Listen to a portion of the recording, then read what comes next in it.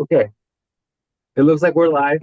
So thank you everybody for your patience, and welcome to this newest installment of the Historians of Catholic Mexico Book Talk series. It's my pleasure to be here with you today as your host, introducing this wonderful project that has just recently been published with the University of New Mexico Press as of December of last year, 2024. Anti-Catholicism in the Mexican Revolution. Here we have with us Doctors Jürgen Buchenau and David Dalton, who will tell us a little bit about the work. And then for our comment, we're joined by Dr. Maria Teresa Fernandez Aceves and Dr. Jason Dormady, who will share their insights, reflections, feedback, and questions, right, for Jürgen and David. I'll give Jürgen and David the first 10 to 15 minutes to tell us a little bit about the project. Then each of the comentaristas will have about 10 to 15 minutes or so. Jürgen and David then have an opportunity to respond, and then we'll begin the Q&A with the audience. Before we do that, I do want to introduce each one of our participants. I'm going to go ahead and do that right now and read some very brief biographies because you all have amazing CVs and publications, but I'll just stick to the more recent, I think, projects that you're working on. So Dr. Jürgen Buchenau is professor of history at UNC Charlotte. His interests include 19th and 20th century Mexico, political economy, political violence, immigration, Mexico and world affairs, and the Mexican Revolution. He recently published The Sonoran Dynasty in Mexico, Revolution, Reform, and Repression with the University of Nebraska Press in 2023, which received the honorable mention for the Alfred B. Thomas Award for Best Book in Latin American Studies. Dr. David Dalton is Associate Professor of Spanish and Director of Latin American Studies. His current book project, which is tentatively titled Digital Activism in Mexican Nations, Social Capital, Catharsis, and the Ritual of Resistance, gauges the success of different digital social movements in Mexico. It argues that the most successful digital social movements resist a cathartic drive for closure in individual cases and instead advocate for structural changes. Really fascinating work. Dr. Maria Teresa Fernandez Aceves holds a PhD in history from the University of Illinois at Chicago. She has been a professor and researcher at CSS Occidente since 2001. Her research is focused on the social history of work, the history of women and gender in Mexico and 20th century. I do believe that there's a forthcoming book, right, with the University of Nebraska Press in August of 2025. I saw the catalog and I'm very excited for this book. It's a translation in English titled Free Thinkers and Labor Leaders, Women, Social Change, and Politics in Modern Mexico. Those of us who do a lot of work in teaching around gender and women's history in modern Mexico, I think this is really exciting. And then finally, Dr. Jason Dormady is professor of history at Central Washington University. His academic interests include popular interpretations of revolution and issues surrounding community formation and urban society. Also, I think a forthcoming book with University of Nebraska Press, slated for 2025, Conflict and Correspondence, Belonging in Urban Community in Guadalajara, Mexico, 1939 to 1947. So it's really exciting to be here with everyone. I'll go ahead and let Jürgen and David take it away to tell us more about the project. Thank you. Thank you so much, Ricardo. Before I start, I want to acknowledge that there's also another one of our contributors in the audience, Ben Fallaw. And so maybe if I don't want to impose on Ben, but if he wants to talk about his chapter, he should feel very welcome to do so after David and I do. First of all, we're very grateful for the invitation and grateful for your time in organizing this, and also grateful to Maria Teresa and Jason for the commentary. Like many good books, this book started at a bar, and it is a very famous bar in Chapel Hill called He's Not Here, which is called that because apparently it's where men used to hide from their wives and to go drink. But it's really famous for their blue cups, which are basically 1 liter glasses of beer.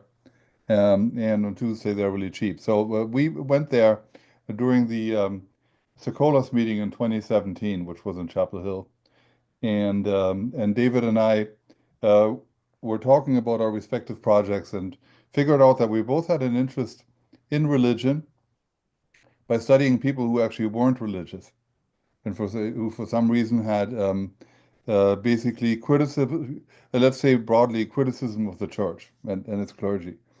And so we decided that there had only been one book on the broader subject of anti-clericalism or impiety, and that's, of course, Matthew Butler's famous collective volume, edited volume, Faith and Impiety, which is a Palgrave book from 2007, and which has some very useful chapters, including by Alan Knight and the late Adrian Bunches, which really has a really awesome categorization of the three major waves of what he calls anti-clericalism, which we found useful.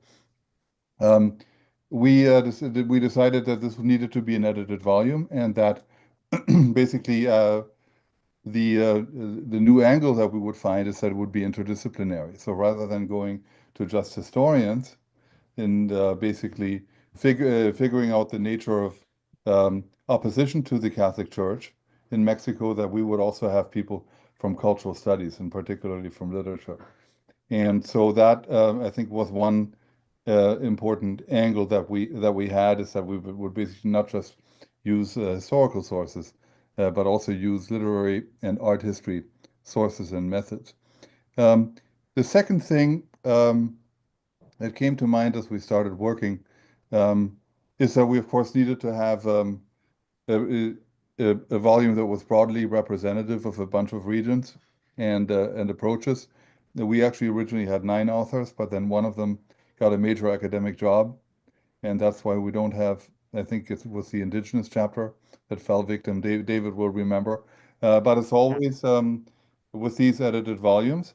There's a difference between what you want and what you get, and ultimately what you get is not exactly what you want. But the one thing that we fought very hard to do was to make this more than just a collection of disparate chapters. We did want to speak of all the chapters to speak to the same theme. And I think we all know edited volumes that are more like special issues of journals that have only a very loose connection. And then we know those that are kind of tight and that almost read like chapters in a monograph. We had no illusions that we were going to accomplish the latter, but that was certainly our goal, and we spent a lot of time, I think, sharing chapters. Um, then we began, I think, for the first time, thinking about this seriously during a Socolas meeting in Oaxaca um, in 2019. That was the first time that we got, or 2018, that we got, it was 2019, where we got a bunch of us together and talked about it. And then another subgroup of us went to the Mexicanistas conference in Guadalajara, where we presented papers. As we started working, um, we became increasingly interested in changing the terminology of the debate, I think, in two important ways.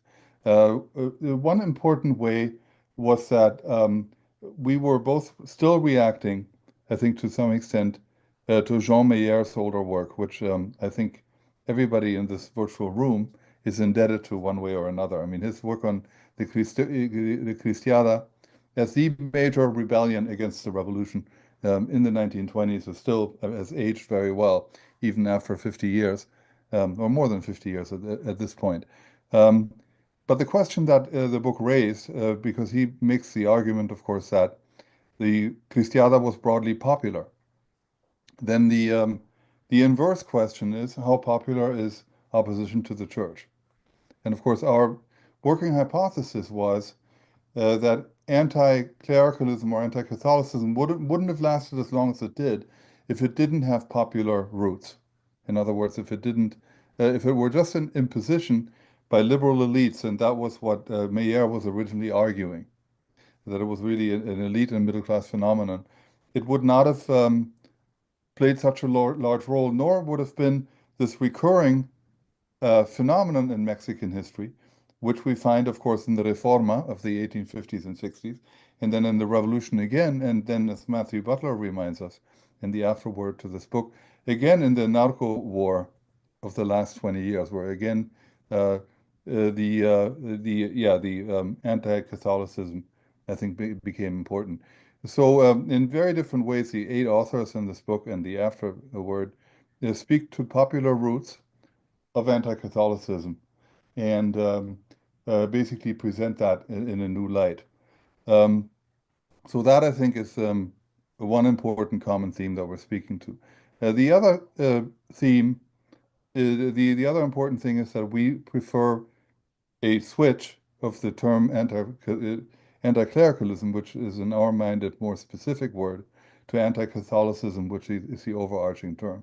Um, because the Mexican Revolution historiography is actually one of the few historiographies worldwide that describes what we see as anti-clericalism, and that is simply because that is the way the Mexicans themselves have always described it. But narrowly speaking, anti-clericalism is in opposition to the clergy. It is in opposition to people and the position they hold. So it is the major subcategory of the broader concept that we might call anti-Catholicism, um, but it is not the same thing. So in the 1917 Constitution, we find articles that are narrowly anti-clerical. We find others that are more broadly anti-Catholic. And we thought that using anti-Catholicism as an umbrella term within which anti-clericalism is but one variety, along with impiety or unbelief and several other categories, was useful because it speaks to larger questions of anti-Catholicism or anti-religion in the early 20th century. It forges a connection to the Ku Klux Klan in the United States, to the early Nazis in Germany, and even once you stop outside Catholicism, of course, to the work of the Bolshevik Revolution in Russia. Um, so we thought that using the word anti-Catholicism also made it easier for us as an interdisciplinary group um, to speak collectively. Um, I'll let David say a few more things. I don't want to say too much about my own chapter about Plutarco Elias Calles. I think the main takeaway from my own chapter that I tried to get across, and Susie is familiar with this because I published my book in her series at New Mexico, at the University of Nebraska Press. But what my chapter on Plutarco Elias Calles argues specifically was that he was far more flexible um, throughout his life in religious questions than it's been commonly believed, and that in many ways his opposition to the church, which was ill-advised, and really in many ways uh, put a bad shadow over his entire presidency, um, came out of a political reading within his cabinet where four of his closest associates were just as anti-Catholic as he was, and he genuinely believed in many ways in the popularity of his anti-Catholic stance, something in which he was correct in that there were significant popular organizations that were anti-Catholic. We also know that now with Matthew Butler's book on the ICAM. But of course, he underestimated the even greater resolve of the Catholic Church and its adherents and its faithful and its mass organizations to resist the strictures on the church. I'll leave it there and I'll hand it to David. Thank you. So Jurgen has done a really, really fantastic job of kind of laying out a lot of the historiography that we were dealing with. One of the things that we were really interested in with this, Jurgen and I, we were having, this was my first semester at UNC Charlotte, so we're talking like 10 years ago. But we were kind of talking out, we were kind of getting to know each other, and we were finding out that we both were experts of mid 20th century, early to mid 20th century Mexico, that we had very similar time areas or periods that we were focusing on, although we came at it from very different angles. And so we, as we were talking there, one of the things that kind of came up, like Jurgen said, was that there needs to be a book about irreligion. This book ended up not being a book about irreligion, but irreligion was one of the it was one of the ideas that kind of sat at the fore of what we were doing. And the other thing that we said, like Jurgen mentioned, is that we really wanted to try to have a book that would be interdisciplinary, that would approach these questions from a literary and cultural studies perspective, as well as from historiographical kind of perspective. And so we kind of divided that into halves, right? So I was in charge of the cultural studies and he was in charge of the historians for the most part. Although as the papers chapters started coming in, we started realizing that if we divided by topics, that we would actually have interdisciplinary chapters or chapters from multiple disciplines about the different topics too, which was really great to see, right? And so what we ended up doing is we had some chapters. I wrote my chapter on Manuel Gamio. We had a chapter on muralism. We had a chapter on Mormon and Mennonites, and we had a chapter on kind of feminism, on feminist activism in southern Mexico, that were kind of our more cultural blind papers. And what came out of this was a lot of really interesting new ways of approaching this question of anti-Catholicism. For example, one of the things that started to become very clear as we looked at this was that anti-Catholicism was not just an irreligious endeavor. And this is explored the most in our chapter on Mormons and Mennonites, right, who were very anti-Catholic but also very religious. But it also came up in my own chapter looking at Manuel Gamio, where in his writings he talked a lot about Protestantism in very, very glowing terms, probably terms that were a little bit too glowing in retrospect, right? Because he kind of he saw Protestantism as a way to reduce religious fanaticism and as a way to reduce the creep of religion in government.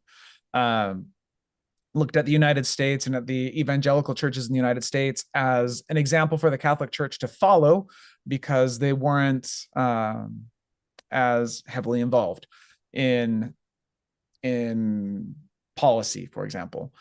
And so that was another point that we started to realize needed to be explored a little bit.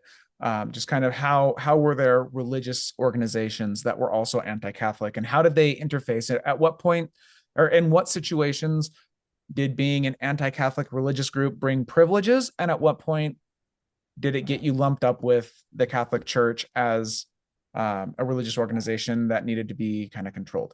And so that was, or at least not controlled, but that had to be that couldn't usurp the power of the state. Let's put it that way. And so this was a really interesting kind of question that we started looking at. And so we start our book with a vignette from a novel that I really enjoy. If you haven't read it before, it's called Eugenia. It's by Eduardo Ursais. It's considered to be, lots of people will say that it's the first Mexican science fiction novel. It's not. It might be the first science fiction novel. It's not the first science fiction text for sure, but I'm kind of digressing there. But it's a utopian novel that came out, written by Eduardo Ursais, who was a psychiatrist, medical doctor, professor, kind of closet author kind of person that worked at La Universidad de Mérida. And one of the things that comes out of that novel is this idea that Mexico's able to achieve like this amazing utopia, in part as a result of exercising the church from the government. And it allows for the practice of free love. It allows for the imposition of eugenics, because apparently, these are all ideas that come up in this. It's a very crazy novel.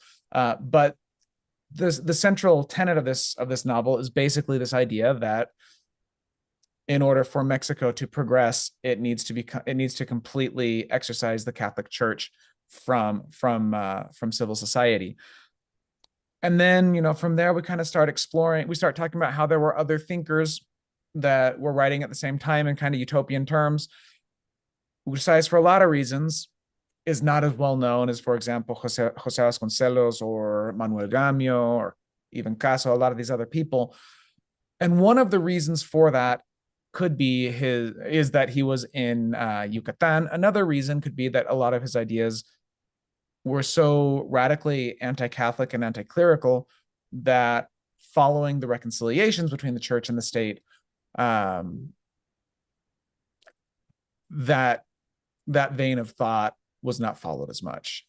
And so we kind of use that as an example or a vignette to kind of segue into our entire book, which is where we have a stated goal of bringing out the ideas of these people during this this hour of disbelief. I believe it was Jürgen that came up with that term, kind of, but this hour of disbelief where there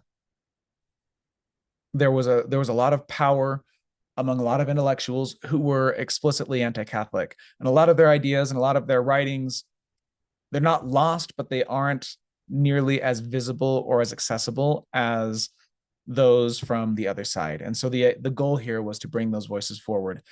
And I think that we did a nice job of doing that overall with this book. I'm ready. I think I'm done there, and we can go on to the comments from our two readers. Thank you, Bo. That was fantastic. And so now, Maria Teresa, if you'd like to begin the comments, we'll go ahead and listen. Thank you. Sí, hola, buenas tardes. Es un gusto estar aquí. Y bueno, hoy mi voz no está muy bien. Tuve tosferina y tengo la secuela en mi voz. A veces, algunos días es normal y hoy es un día que mi voz no está muy bien. Entonces espero poder terminar de leer las páginas que escribí. Bueno, como bien indica el título del libro y como ya lo expresaron los editores del libro, Jürgen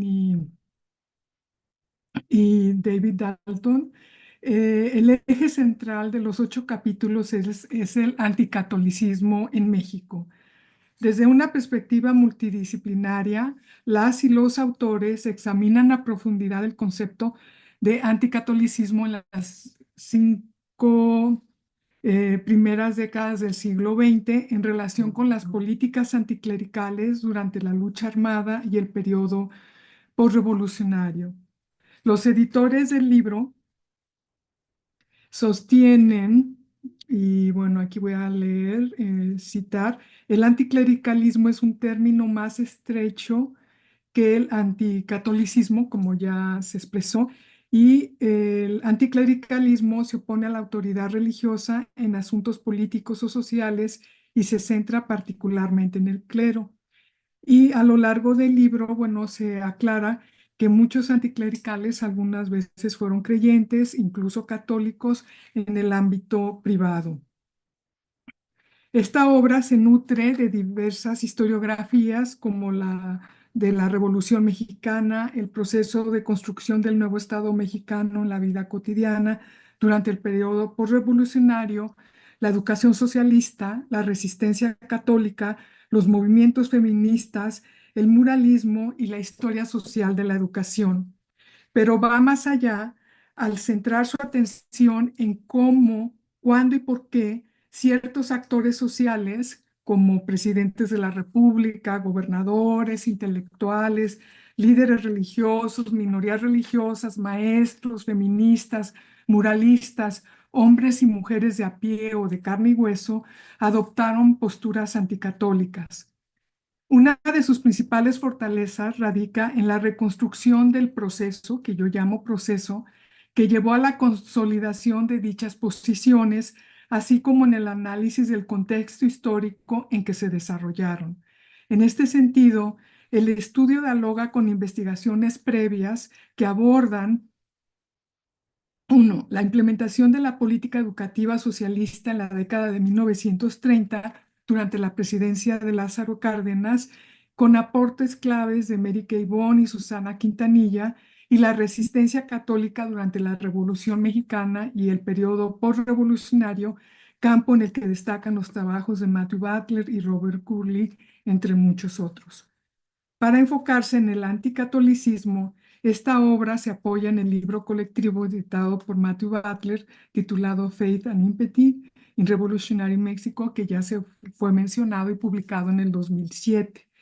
Butler cuestionó la tendencia de la investigación a considerar la religión en términos más bien causales y qué la podía explicar, y por lo tanto a descartarlo como algo intangible o común en comparación con factores más concretos. En este sentido, las y los autores del libro ponen en el centro el anticatolicismo o los anticatolicismos, yo diría, durante la lucha armada y el proceso revolucionario, cuando diferentes actores sociales buscaban debilitar a la Iglesia Católica. En esta obra, el anticatolicismo se entiende como todas las creencias y medidas opuestas a la cosmovisión, creencias y prácticas de la Iglesia Católica, sus clero y sus fieles, para diferenciar el anticatolicismo del anticlericalismo, como ya se mencionó, el odio a los sacerdotes, la irreligiosidad o la falta de fe y el laicismo, ¿verdad? Las autoras y autores revisan con cuidado distintos casos regionales, principalmente Sonora, con Jürgen Buchenau, y el de Gretchen Pearson, Tabasco, por Sarah Austen y Ben Fallow, Yucatán, la Ciudad de México con David Dalton, Veracruz con Elisa Raskin y la región norte de México con Rebecca Jansen. Estas variantes regionales se entretejen mediante una cuidadosa y reflexiva reconstrucción biográfica de Plutarco Elías Calles, Tomás Garrido Canaval, Manuel Gamio y algunas feministas sobresalientes como Hermila Galindo, Esperanza Velázquez Bringas y la española Belén de Zárraga, y nacionalizada mexicana. En el libro, los autores examinan los matices del amplio concepto de anticatolicismo a través de distintos enfoques políticos, desde las políticas ultrarradicales de Tomás Garrido Canaval, Felipe Carrillo Puerto, Francisco Mújica y Belén de Zárraga, pasando por las políticas anticatólicas y anticlericales de Plutarco Elías Calles, cuya imagen de ferviente clerófobo se matiza en esta obra, como ya lo mencionó Jürgen, hasta llegar a las posturas más moderadas de Manuel Gamio, analizadas por Dalton. En especial, los capítulos dedicados a Tabasco, escrito por Sarah Austen y Ben Fallow, muestran cómo el proyecto de Garrido Canaval se convirtió en el epicentro del anticatolicismo entre 1925 y 1935. Este laboratorio radical tabasqueño buscó que la SEP adoptara estas políticas científicas anticlericales y a favor de la educación racionalista desde el nivel federal. El modelo tabasqueño resultó ser más radical que la política educativa socialista implementada durante el cardenismo. La historiografía sobre la educación socialista coincide en que esta política educativa nacional fue impulsada por el ala izquierda del Partido Nacional Revolucionario, que propuso reformar el artículo 3º constitucional para poner en marcha esta educación. Según esta reforma, el Estado se convertiría en el único actor encargado de dirigir y controlar la educación, aunque la educación socialista no fue principalmente una política anticlerical, sí buscó la eliminación de la superstición y las prácticas religiosas en el ámbito escolar. Asimismo, enfatizó los principios de la lucha de clases y creó un nuevo calendario cívico para conmemorar a los héroes de la nación. De igual manera, la educación socialista contradijo los principios de las encíclicas Divini Illus Magistri, que abordaba las responsabilidades de la Iglesia Católica, la familia y el Estado en la enseñanza de la educación católica, y el 40º Anno, que rechazaba el socialismo y el comunismo y proponía el establecimiento de corporaciones para evitar los excesos tanto del Estado como del individualismo. Entonces, para cerrar, Anti-Catholicism in the Mexican Revolution es un libro que recomiendo ampliamente porque representa una obra sólida en la que los autores dialogan entre sí, como ya se mencionó, revisan con meticulosidad la literatura existente y presentan una mirada más matizada de las políticas anticlericales y anticatólicas en México. Este libro no solo enriquece el debate histórico, sino que también invita a repensar los procesos sociales y políticos que definieron la relación entre el Estado y la Iglesia en un periodo clave para la historia de México en el país. Felicito a cada uno de los autores por la valiosa contribución. Muchas gracias.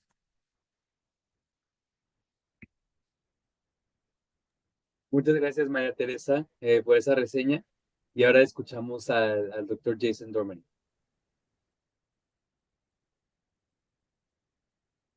Hello, everybody. I think we could probably all agree. We've just heard from Maria Teresa Fernandez Aceves. We could probably just finish.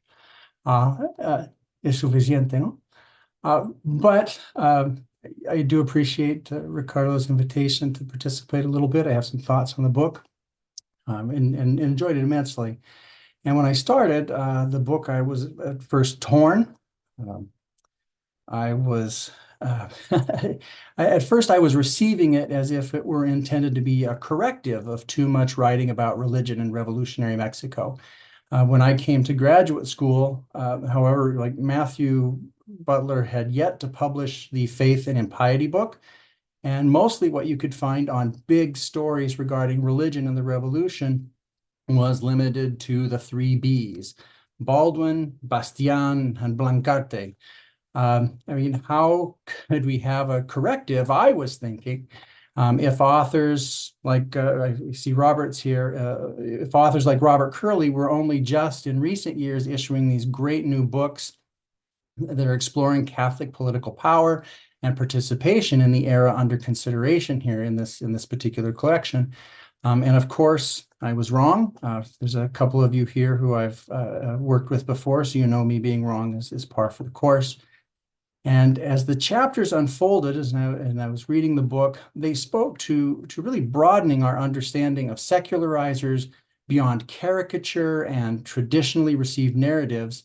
And in particular, sections 2 and 3 really took us well beyond the political center and narratives of politicians, beyond older narratives like Mary Kay Vaughan's School Teachers and Jenny Purnell's Agraristas, into realms dominated by groups or movements not always talked about as part of this era's anti-Catholic thinking.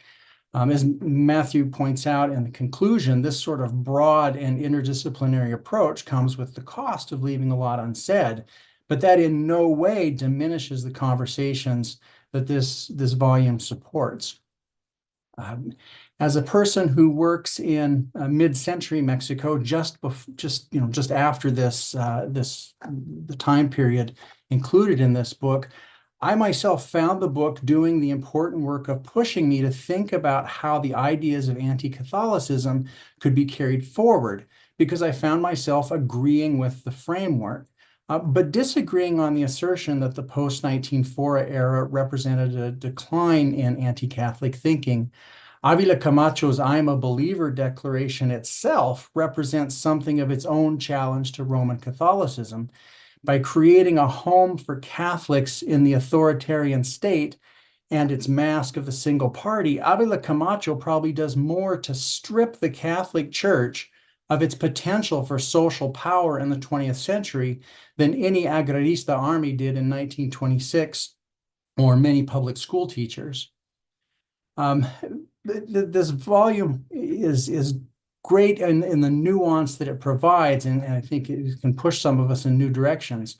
There's nuance in this collection that, in conjunction with Matthew Butler's book on ICAM and Pamela Vogel's book on the Revolutionary Catholic Atlantic and the schism within Catholicism, takes us in a direction of looking at Roman Catholics themselves as anti-universal church, as they challenge attempts to create a totalizing singular worship experience by a certain strain of middle and upper class conservatives.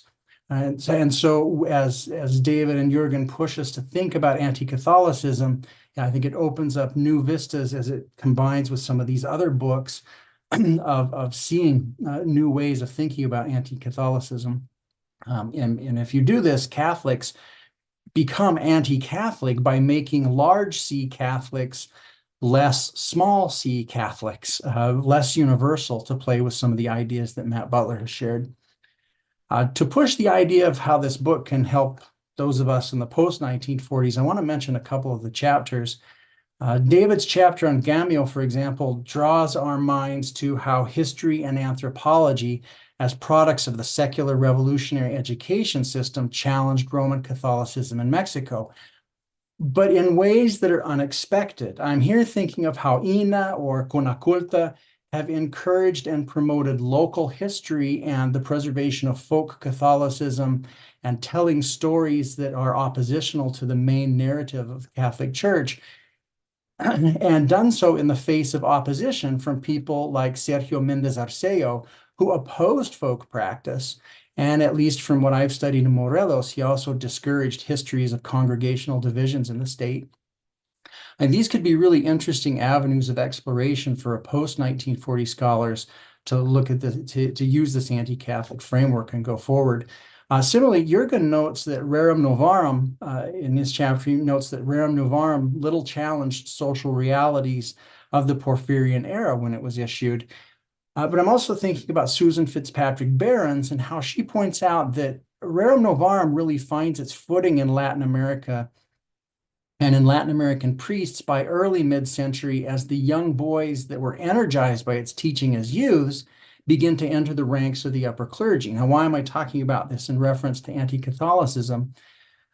Because the PRI Catholic political operatives who participated in the quiet authoritarianism of the 20th century undermined effective labor organizing, trampled human rights, and engaged in an intentionally accumulationist approach to Mexican life, are engaged in a work that is anti-Catholic in that it pushes back against this Catholic social teaching.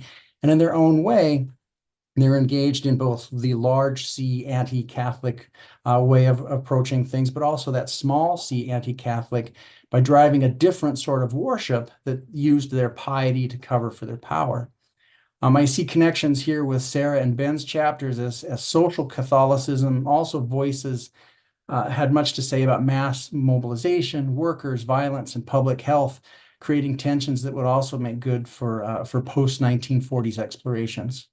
Elisa's chapter in particular I found interesting in conversation with historians who were writing about the power that women found in society through Catholicism. So Stephen Andy's, I was thinking of Elisa's chapter, and then Stephen Andy's Mysterious Sophia, that walks through how the women accumulated power and influence in opposition politics in Mexico into the present.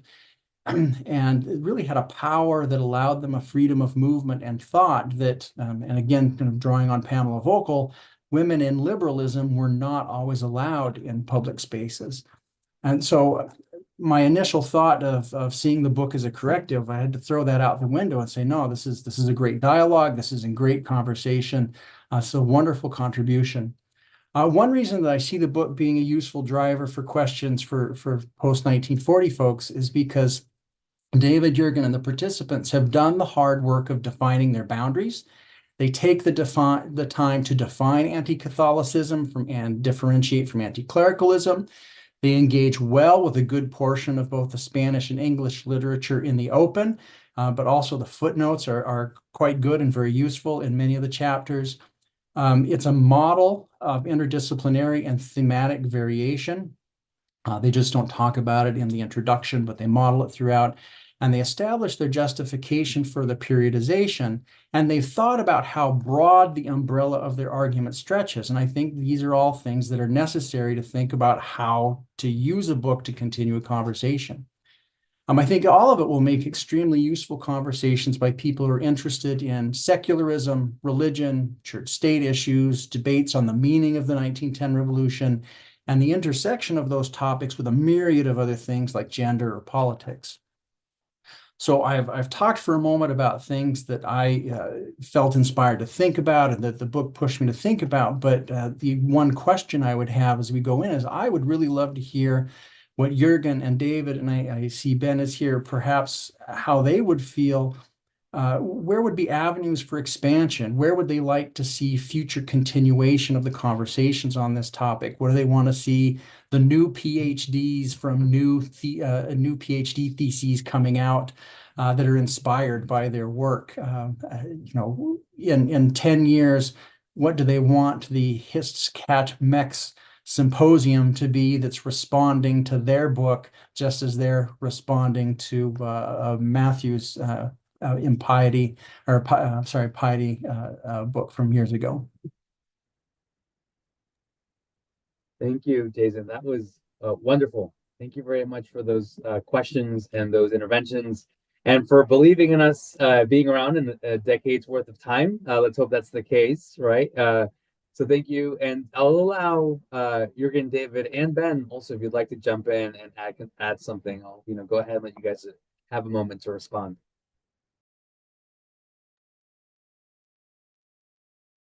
You're muted, Jürgen.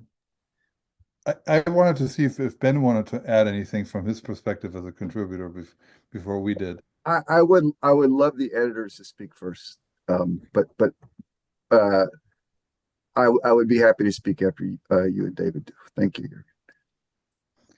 Okay, one thing I'll respond to, I think, because both of the comments were absolutely wonderful, and thank you for all the kind words and praise, but also for pushing us to think, of course, beyond what we did. And I think if there's one thing that I take away from it, is that you both want to know more about what happens after 1940, and that to some extent, 1940 is the end of the open conflict between church and state, but of course there's a process of co-optation, which raises its own problems.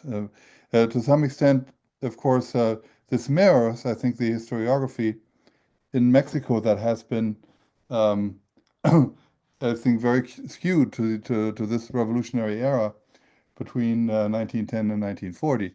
And I think what happened to that historiography is about what's going to happen to the history of the Cold War, which is that usually you start with a heroic interpretation and what I would call heroic interests.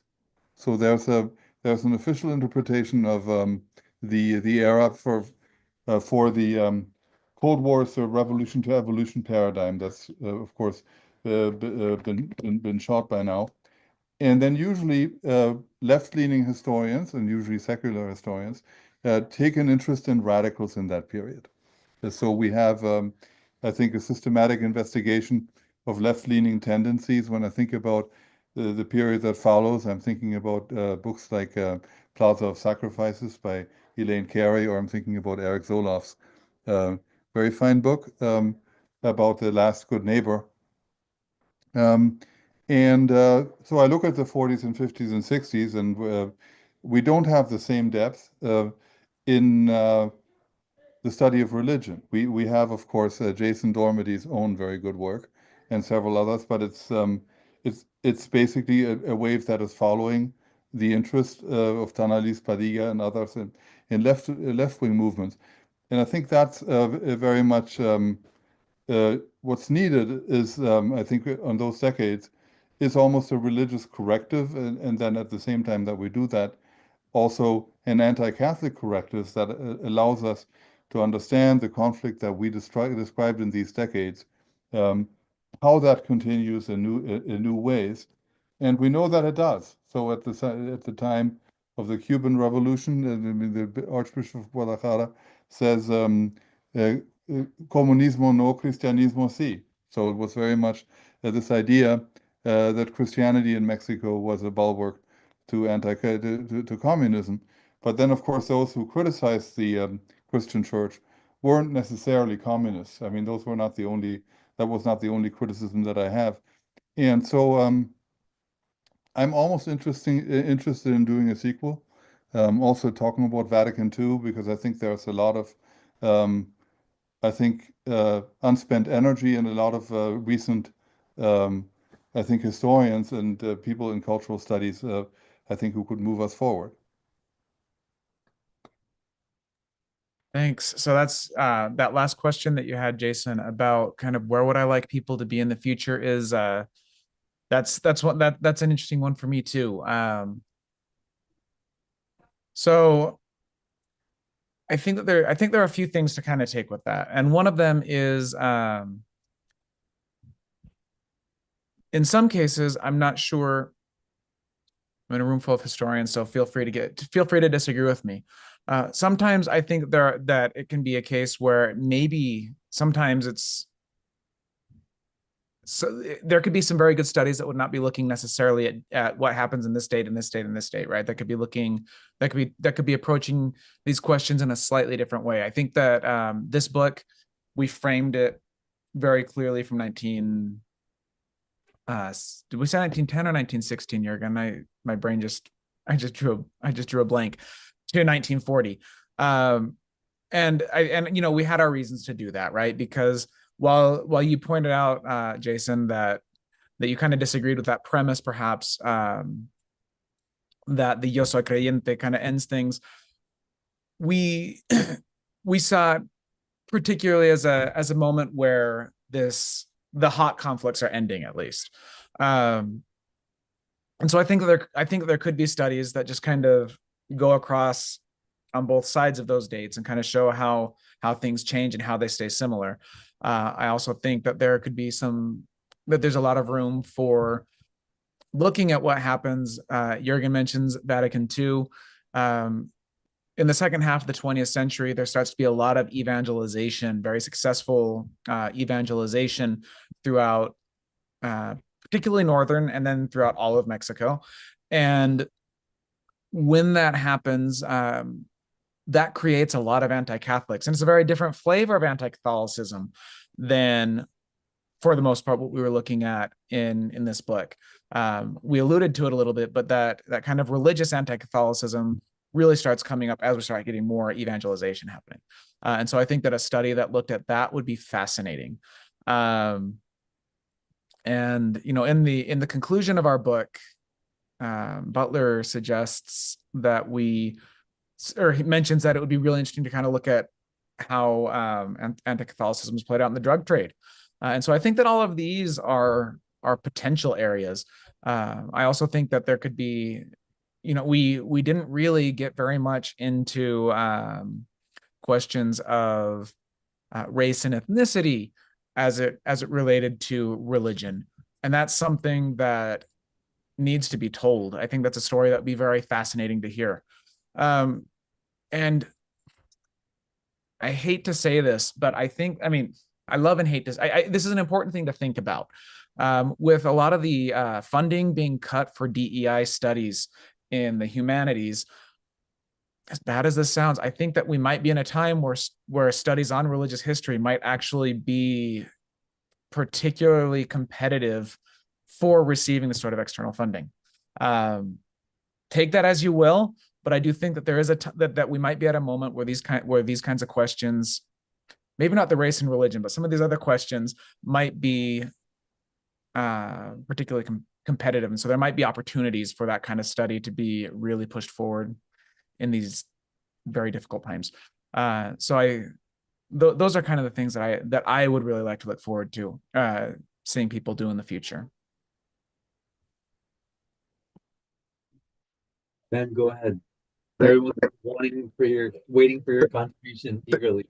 Thank you, and thank you, Ricardo, for convening us again in these dark times. So enlivened by things like UNC basketball, Jürgen, and Yes. like this. And thank you to Jürgen and David for doing all the things that good editors do, and ending up in a product that we're all still speaking to each other, as far as I know, which doesn't always happen.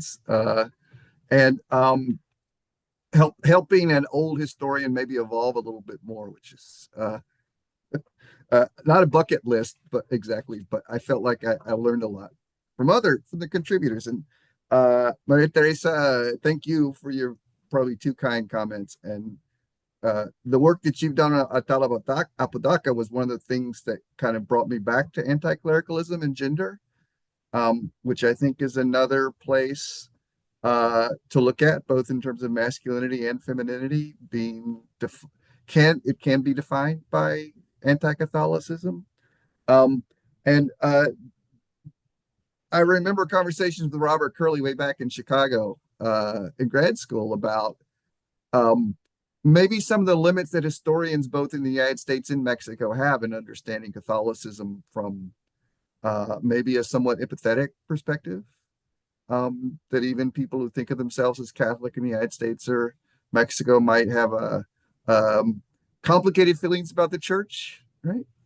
So I think thanks to Roberto, there, Adrian Banshees, who was mentioned already, his work was so important. Que en paz descanse. I know he would be here, where he's still with us. But I guess two things I just wanted to say, and Jason, I should say your first book inspired me to do this. I was lucky enough to be asked to review it, so it was in no means a corrective. I was just sort of taking it back in time. But I think two things that really kept me going, and I first wrote this in 2009, so it's been kind of a long march on this. One is I got into the Garrido Cannibal archive back when you could take your, well, back then it was a digital camera and shoot hundreds of PDFs every day back in the day. And Garrido Cannibal's correspondence is more addictive than TikTok. I mean, he the way that he writes and the way that I mean, I think you guys are right about Avila Camacho, but Garrido Cannibal forestalled any kind of middle ground. Mm-hmm. You would see these moderate Catholics saying, hey, can't we do the Virgin of Guadalupe? He's like, no, absolutely not. No hay tregua, like nothing, not ni un paso atrás, right?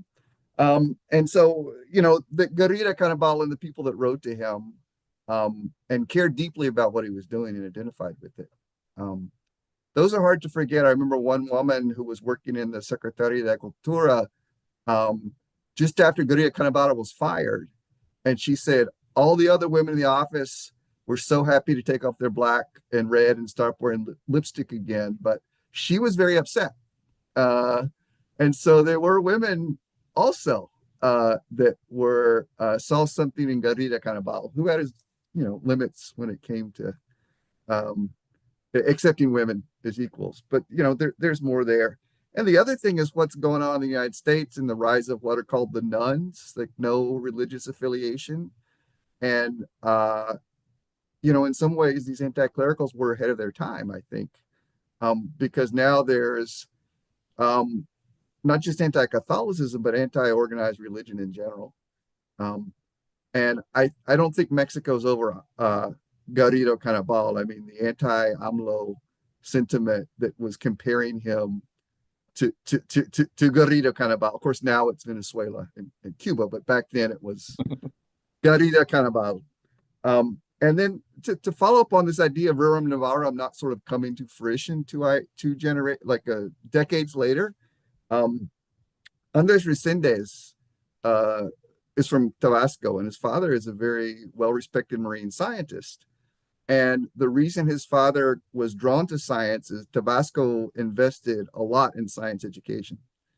And I think that we see this connection between science, which is even more elevated, I think now, in all, you know, in many countries, that there's always been this very complicated relationship with organized religion.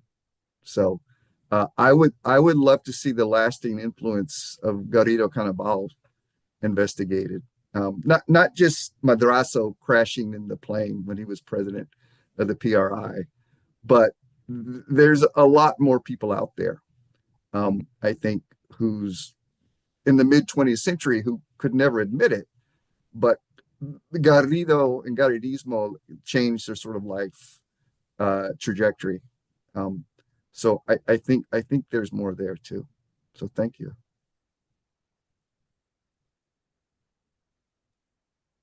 Thank you for that. So now this is open Q&A. So anyone who is present on Zoom is more than welcome to go ahead and ask questions of any of the participants who just shared a little bit of their insights. and we'll go ahead and open it up for anyone.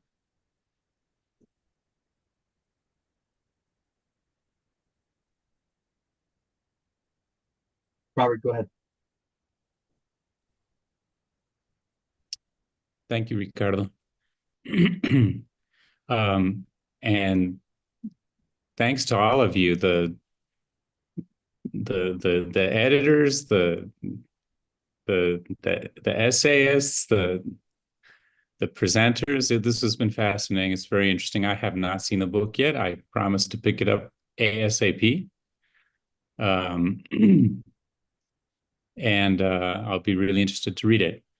I have a question, and it's really a plea for you to kind of get a little bit more into the weeds about some of this stuff. So I find the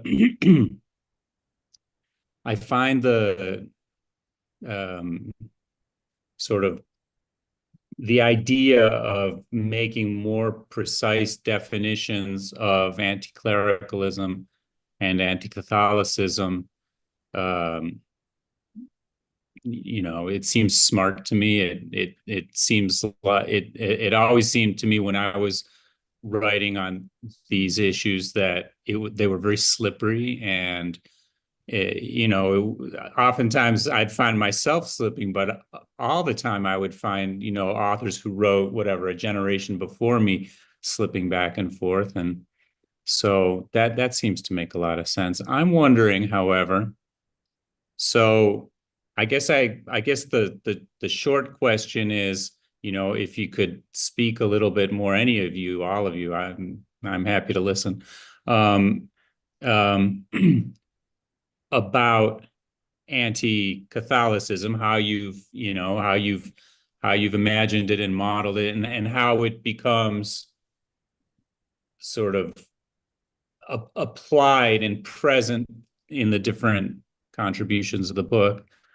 The broader question that I would have that's related to that would be, have you thought about, or how have you thought about the ways political power, political conflict that is channeled through religion, maybe it taking the form of anti-Catholicism, how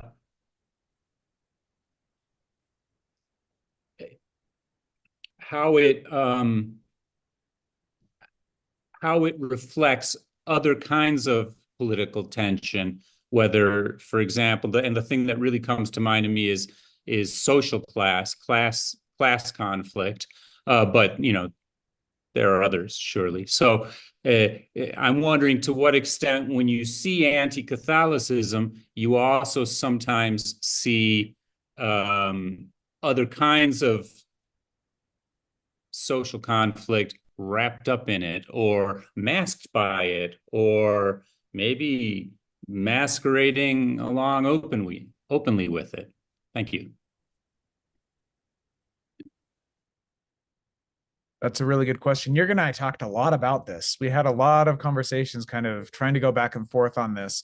So I don't know if I'm going to be able to answer your question exactly, but I will kind of tell you where I came from on this, and kind of where I was really uncomfortable with a lot of the terminology as it currently exists.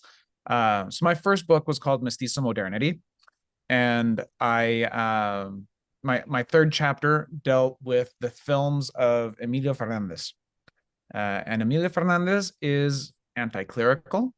He's very critical of the church as an institution, but at the same time, in his films, popular Catholicism is constantly seen as kind of a means of redeeming indigenous people, redemption in this case, of course, being a means of assimilating to the mestizo state, basically, indigenous people to the mestizo state.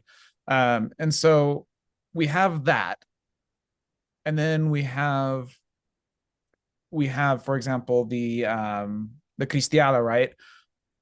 And what we have are some very different kinds of approaches to Catholicism, different examples of who is being opposed, for example, what's being opposed. And there are a lot of people that will have certain aspects of an anti-Catholic kind of approach and not have others. One thing that we noticed as we kind of looked deeper is that there were some people that did not like examples of popular Catholicism either. So like Manuel Gamio was not a huge fan of popular Catholicism. And so we started kind of, and so we kind of started, for me, the question of anti-Catholicism for me became a really important term to really kind of tease out what was happening, particularly as we talked about these manifestations of popular Catholic beliefs or Catholic beliefs that might exist outside of the structures of outside of the hierarchy of the church. And so it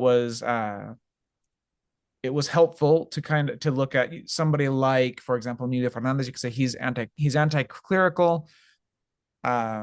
He's not anti-Catholic in all ways, right? Like whereas if you have somebody like Manuel Gamio, here we have somebody who really is completely anti-Catholic, doesn't like the church in any of its manifestations, although he does talk about true Catholics who will let the church do what the church is supposed to do and not let the church go any further, right? And so I think that one of the reasons that it becomes a very difficult thing to define and why we have so much slippage is because these are such multifaceted ideas to begin with. And as you mentioned, I mean, the relationship that each practicing Catholic has with their faith is going to be very different. The relationship that each anti-Catholic has with the Catholic Church is also going to be very different.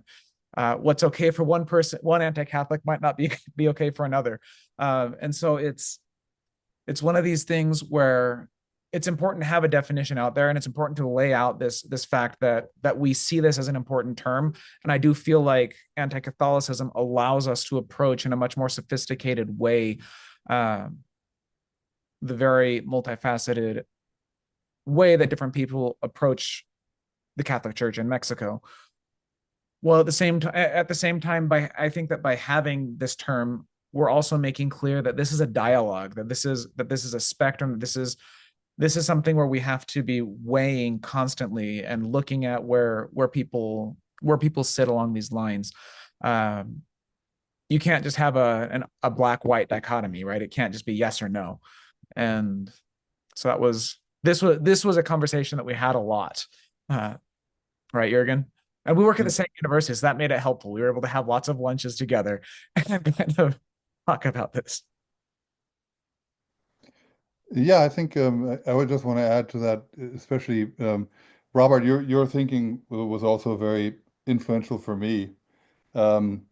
Understanding both Catholicism and anti-Catholicism, because you made the role of Jalisco in revolutionary Mexico more clear to me than it had ever been, especially the role of the Partido Católico and of course also of local politics. So and I think we cite you extensively throughout the book. I think in terms of class, what I want to say is that I kind of want to break down the oversimplification that is still inherited from Jean Mayer, which is the idea that anti-Catholicism is something intellectual, something that was only for niños bien, or people who were licenciados, or at least had completed high school. I think if there's one thing we learn about the ICAM from Matthew Butler, is that there were indigenous anti-Roman Catholics, one should say, because they were Catholic but not of the right kind, right? Not with the hierarchy. And I think when you read about Elisa Rashkin's women, or even Maria Teresa's women, in her book, you will find out that they come from different social strata. So I think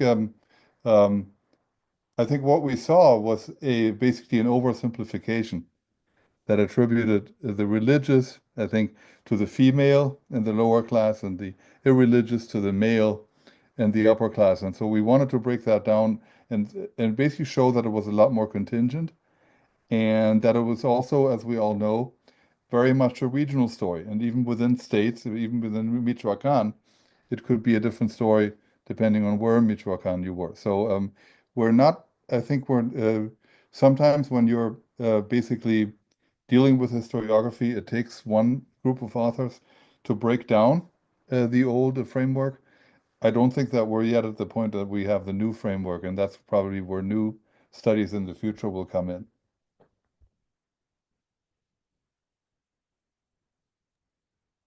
That's great. Thank you all for those interventions. And just listening to you talk, I mean, I think part of what's underneath some of this conversation is this reclaiming of the category of the popular, right? Which I think, Jürgen, you mentioned at the very beginning as you were introducing the volume, right? Jean Mayer, one of his many arguments, right, is that the Cristiada was part of the popular resistance, right, against the state. And those are generations of historians who saw statism as this intellectual elite project. And there's part of this conversation. There's a lot of different axes here, but one of them is the category of the popular versus the statist, right? And really interesting because for a long time, anti-Catholicism was perceived as being this kind of statist project, but now we're really learning how popular it was. I mean, having read Matthew's book myself, and I wrote a review for it for the Catholic Historical Review. I mean, getting into these questions of race and ethnicity and indigeneity and popular ritual and the integrations of popular Catholicism into this, ICAM, it was really fascinating, right? Really kind of recovering the popular dimensions of this, I think, is really important because then we can start having those conversations, as Robert is pointing to, about issues of social class, of race and ethnicity, in Matthew's case, of gender, certainly. And so I think that's kind of the subtext to a lot of these interventions is, this old debate about popular and statist and et cetera. And I think that's also part of what's playing out here. Anybody have any other questions or interjections here?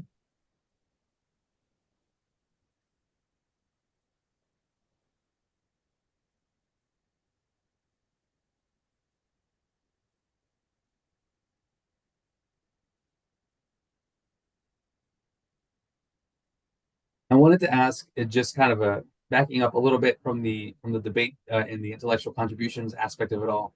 For those who might be viewing this in Mexico, right? I know that this book is scheduled for another book talk coming up soon, I believe. How would a grad student in Mexico, for example, be able to learn a little bit more about this project and be able to hopefully have access to the book, or at least learn a little bit about what some of the interventions are?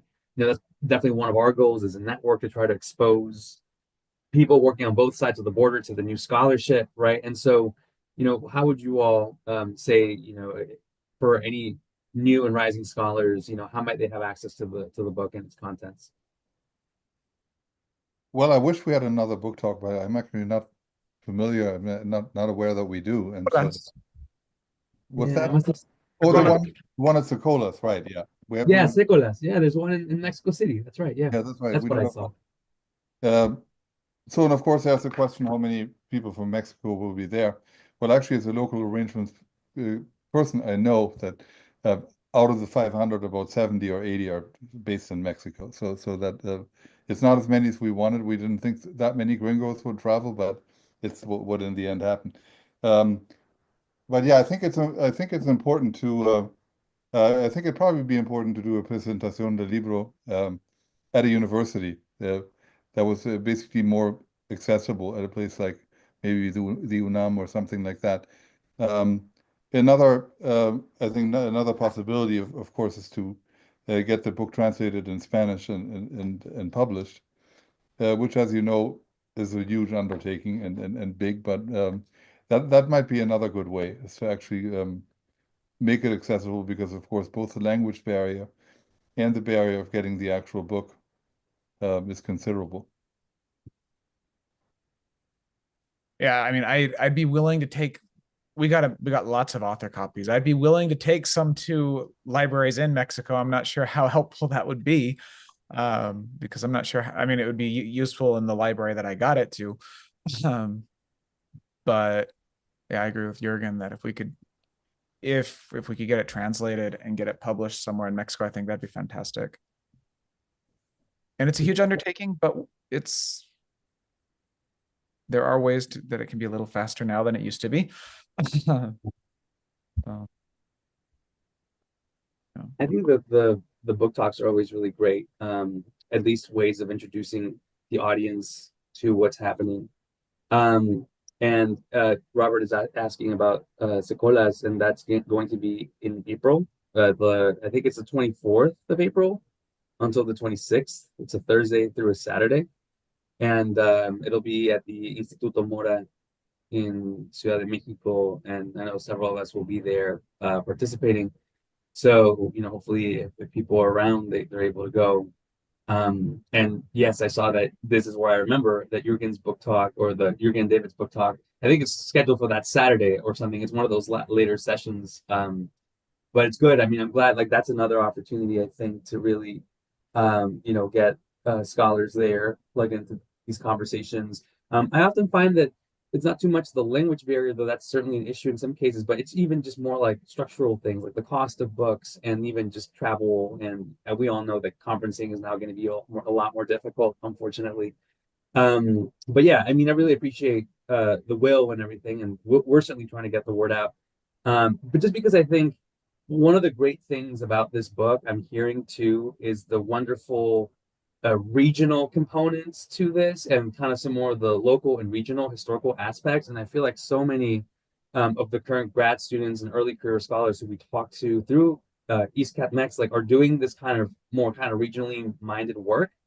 And so getting them plugged into these conversations, I think, is really important, something that we always strive for. Dominic, I see that you have a question. Go ahead. Yes, hi everyone. I do have two questions. Will the book be available in possibly in Kindle format? Because Kindle is a little bit easier to use when yeah, using the book if you're going to use it in terms of research as for prospective students or early scholars, that it's a little bit easier and cheaper than typical paperback format because it's just digital. It's not actually a physical book.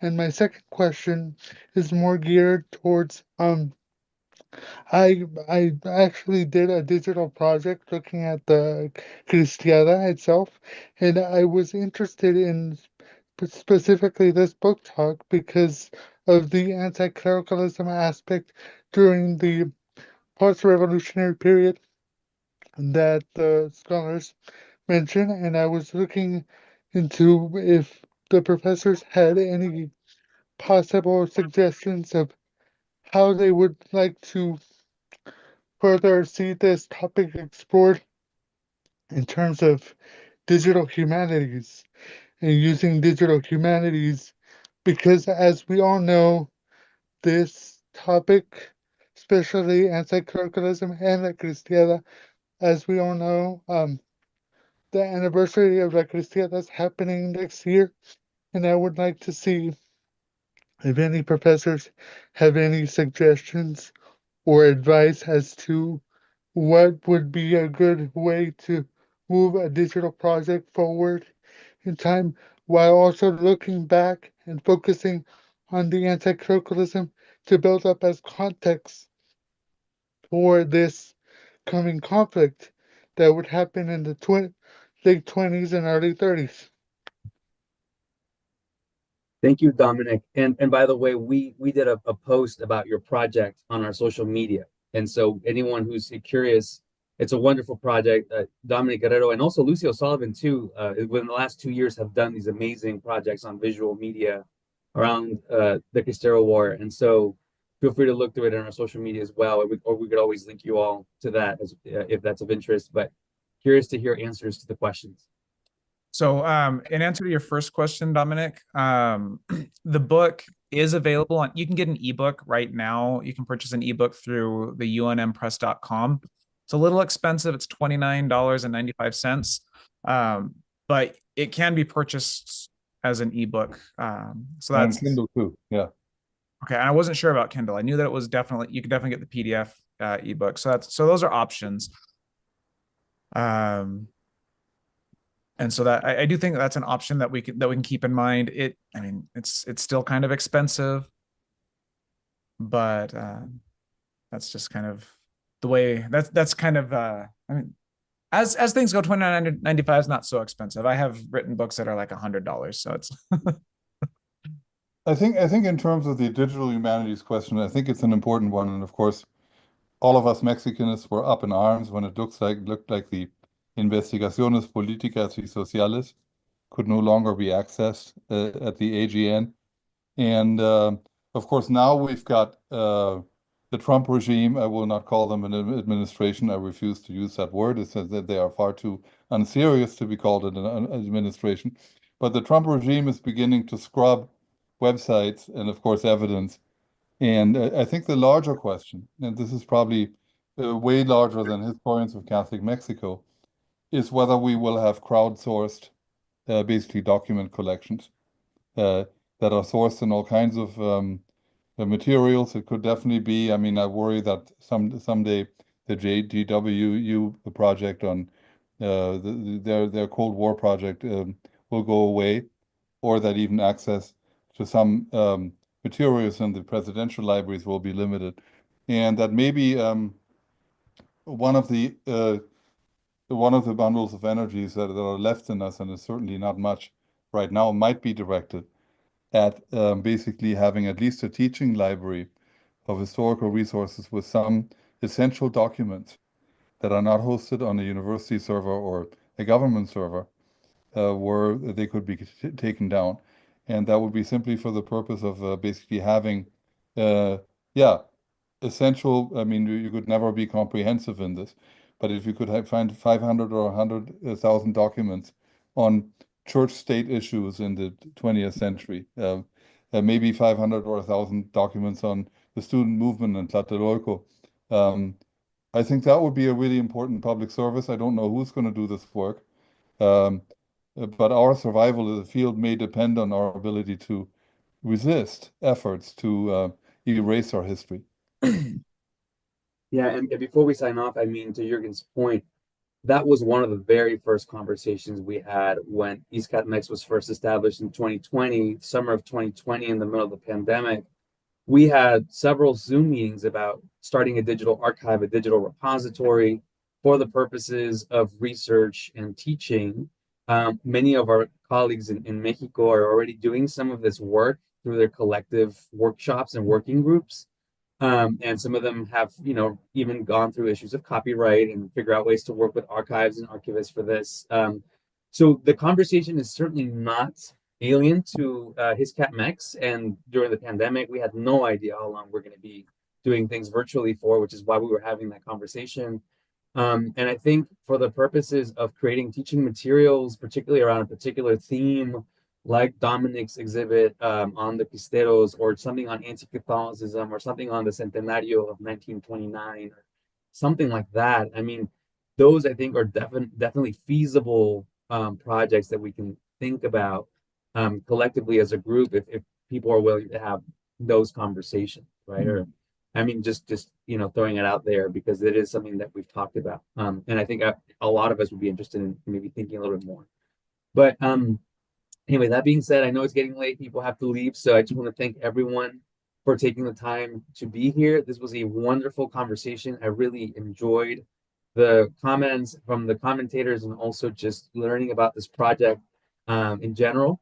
I wanted to thank just everyone for being here on account of us being in different time zones, right? Spanning maybe 3 or 4 or 5 hours in some cases. And I did want to just make a really quick anuncio parroquial, right? As is our tradition, that we are going to have one last seminario workshop happening the last Tuesday of April, which is April 29th. Dr. Julia Young is going to be workshopping a paper which is titled I want to make sure I get it right. The Princess and the Priest, and it's about Iturbidistas, which is going to be really interesting. I've heard a little bit about what she's working on, Iturbidismo, 19th and 20th century, I think. So this is going to be, I think, a really nice way to close out the year. So if anybody is interested, you just be on the lookout for an announcement from us. Otherwise, thank you everyone for taking the time. And I hope you have a great night and a fantastic rest of the month and semester. Thank you. Buenas tardes. Hasta Thank you. luego. Buenas noches.